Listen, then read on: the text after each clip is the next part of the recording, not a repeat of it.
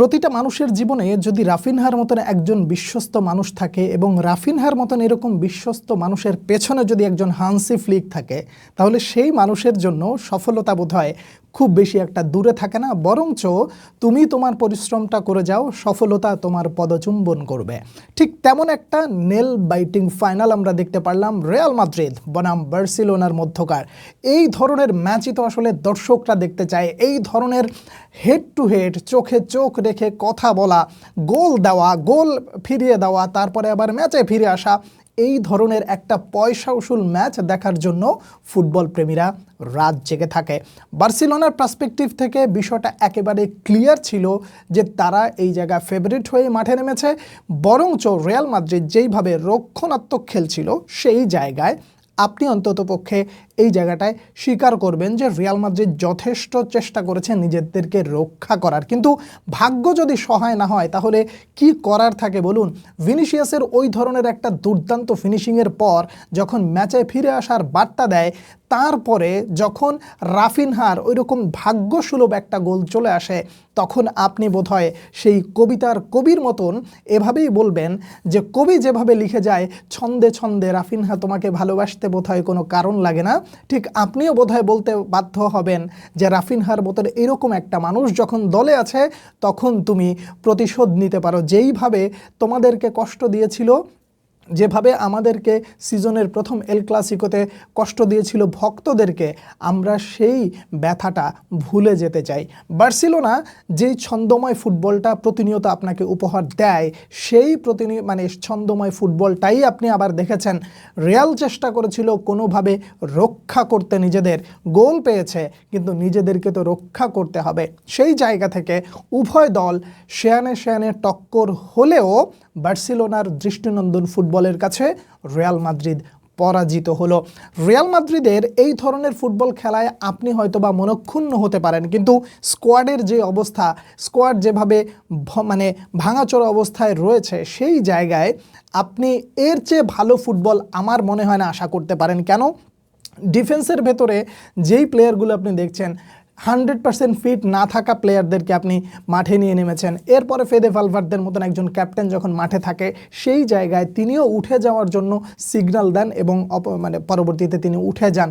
তো এরকম অগোছালো ফুটবল বা অগোছালো স্কোয়াডের কথা বলবো না, বরং বলবো যে দুর্বল স্কোয়াড নিয়ে বার্সেলোনার এরকম একটা গোছালো ফুটবলের অ্যাগেনস্টে খেলতে হলে যেই ধরনের ফাইট ব্যাক, যেই ধরনের আত্মরক্ষা দেওয়া দরকার ছিল, সেটা অবশ্যই আপনারা দিয়েছেন, কোনো ডাউট করা যাবে না এই জায়গায়। কিন্তু দিন শেষে হান্সি ফ্লিক তো কথাই দিয়ে এসেছিলেন, যেহেতু আমি কোনো ফাইনাল হারতে শিখিনি, আমি যেহেতু এখন অবধি কোনো ফাইনাল হারিনি, সেই হান্সি ফ্লিক তার ম্যাজিকটা অব্যাহত রাখলেন রিয়াল মাদ্রিদকে হারিয়ে।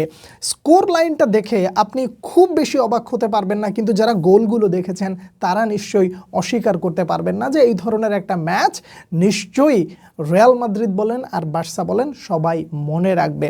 বিতর্কিত কিছু সিদ্ধান্ত ছিল বোধহয় প্রথম হাফের একদম শেষ দিকে, কেন 3 মিনিটের জায়গায় 6 মিনিট খেলানো হলো, এটা একটা প্রশ্ন আপনি করতে পারেন। তারপরে প্রশ্ন করতে পারেন ফ্র্যাঙ্কি ডিয়ংয়ের রেড কার্ডটা হয় কিনা, এই প্রশ্নগুলো আপনি অবশ্যই করতে পারেন, এই প্রশ্নগুলো করার মতোই।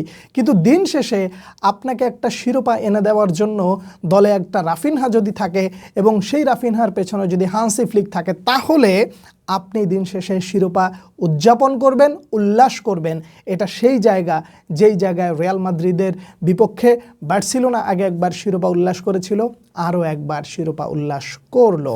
ম্যাচটা দেখে আপনি কাকে বেশি এগিয়ে রাখবেন, কাকে বেশি পিছিয়ে রাখবেন, সব কিছু আপনার হাতেই ছেড়ে দেওয়া যাক। কিন্তু আমি ব্যক্তিগতভাবে বলবো যে হান্সি ফ্লিক তার সাবস্টিটিউট যাদেরকে করিয়েছে প্রত্যেকটাই ফলপ্রসূ ছিল।